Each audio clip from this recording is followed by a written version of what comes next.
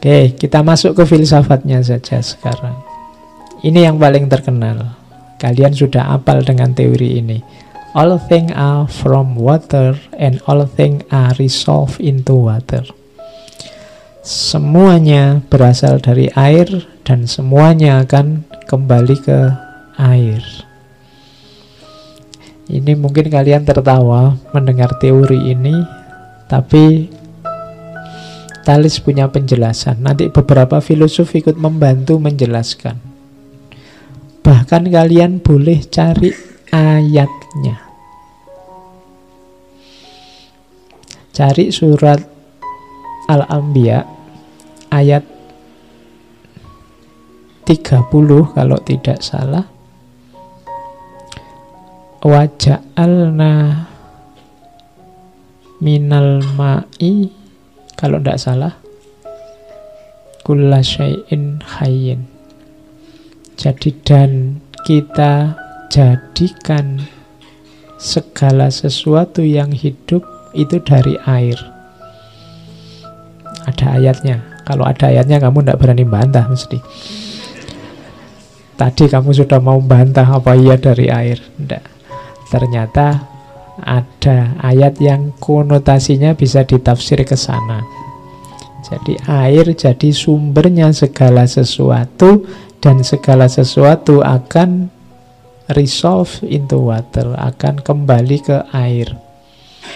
Kalian dulu tercipta awalnya kan bentuknya cair. Nanti waktu meninggal bubar hancur ya terakhir jadi air lagi. Dari air ke air. Itulah cirinya makhluk, makhluk apapun kalau versinya Thales. Penjelasannya panjang, macam-macam, tapi saya ingin pinjam penjelasan dari Francis Bacon yang juga belajar tentang Thales. Francis Bacon menjelaskan gagasannya Thales. Yang pertama, menurut Thales, segala sesuatu itu bergantung pada kelembapannya. Atau kalau pakai bahasa lebih pas, kadar airnya. Benda apapun, barang apapun, makhluk apapun, keberadaannya tergantung kadar airnya atau kelembapannya. Batu, kayu, metal, mineral apapun, itu kan dia ada, apalagi yang makhluk hidup, tanaman, tumbuhan, manusia, itu kan tergantung kadar airnya. Bahkan makhluk hidup kayak manusia itu 70%-nya kan air. Teori ini menarik kalau disambungkan dengan minggu lalu kita ngomong Hazrat Inayat Khan. Bagaimana air itu bisa dipengaruhi oleh vibrasi-vibrasi sekelilingnya. Maka manusia yang 70% kandungan dirinya air, itu berarti apa? Dia mudah terpengaruh oleh lingkungannya, oleh vibrasi-vibrasi sekelilingnya. Itu kemarin, minggu lalu, silakan dicek lagi. Dan katanya Thales memang air, dasarnya pasti air. Sesuatu kalau tidak ada airnya dia akan hancur. Dan itu dijelaskan oleh Francis Bacon. Maka air boleh disebut intinya segala sesuatu, prinsip segala sesuatu. Binatang berkembang lewat air, benih biji tanaman lewat air, logam, besi dan macam-macam meleleh juga jadi air. Bumi ini intinya juga air, atmosfer juga air. Bumi hidup hijau karena air. Lumpur itu ya sisa endapan air. Udara itu perluasan dari air yang mengurai. Api juga tidak mungkin menyala kalau tidak ada kelembapan tertentu. Kalau tidak lembab sama sekali, api malah mati. Tidak ada kandungan air sama sekali, lewat udara api itu mati. Nah, itu penjelasannya Francis Bacon. Berarti memang tidak salah Thales kalau ngomong bahwa inti segala sesuatu itu air. Jadi dia tidak sedang ngarang atau berspekulasi. Pasti itu hasil pencermatan yang serius.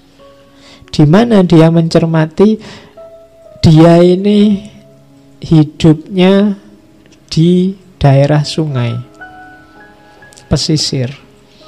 Maka dia melihat manfaatnya air untuk kehidupan. Dia juga pelaut, pelayar kemana-mana. Maka dia juga melihat bagaimana dahsyatnya laut. Dia bisa merusak tapi juga bisa menumbuhkan sesuatu. Jadi segala sesuatu air. Air adalah kalau bahasa Yunaninya archi. Jadi archi itu berarti intinya alam, sumbernya alam adalah air. Oke, jadi ini di buku-buku filsafat banyak dijelaskan gagasannya yang ini. Ada komentarnya Bertrand Russell tentang ini. Katanya Russell, filsafat Yunani yang diawali dari Thales tampaknya seolah-olah dimulai dari ide yang absurd, dengan satu proposisi bahwa air adalah asal-usul dan sumber segala sesuatu.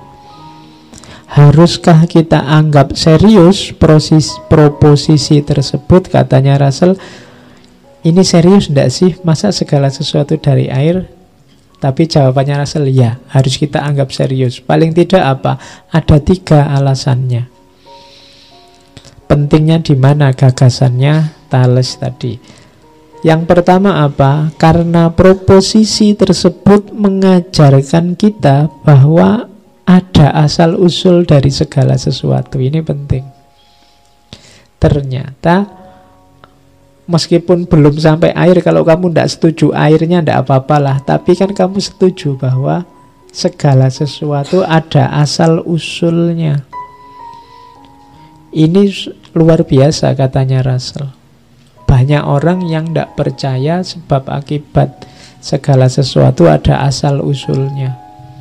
Dianggapnya segala hal ini muncul iseng saja, otomatis saja, kebetulan saja. Jadi keberadaan kita seolah-olah hanya kebetulan. Kan banyak yang punya pandangan begitu. Tidak, segala sesuatu tertata, ada asal-usulnya. Kalau orang Jawa terus jadi sangkan paran. Dari mana dan mau kemana. Kemudian yang kedua, proposisi tersebut menjadi bukti ketika orang serius ingin meninggalkan gagasan-gagasan mitos menuju logos. Manfaat kedua itu, meskipun mungkin tidak memadai masa hanya dari air, tapi setidaknya orang mau berpikir sendiri, tidak hanya mengikuti mitos-mitos. Dan yang ketiga, ini nanti bisa masuk ke ranah mistik juga. Dari gagasan tentang segala sesuatu atau archi tadi, berarti ada apa? Ada kesatuan segala hal. Ternyata makhluk ini hakikatnya satu. All things are one. Berarti ada intinya. Aku dan segala hal sekelilingku itu punya hakikat yang sama. Oh, ini nanti pikiran ini luar biasa masuk, apalagi ke ranah mistik. Jadi ternyata hanya dari segala sesuatu air, implikasinya luas. Itulah pendapat utamanya Thales. Segala sesuatu dari air dan akan kembali ke air. Kalau di film-film itu kan kebalikannya kan, segala dari tanah dan akan kembali ke tanah. Kalau ini dari air dan kembali ke air.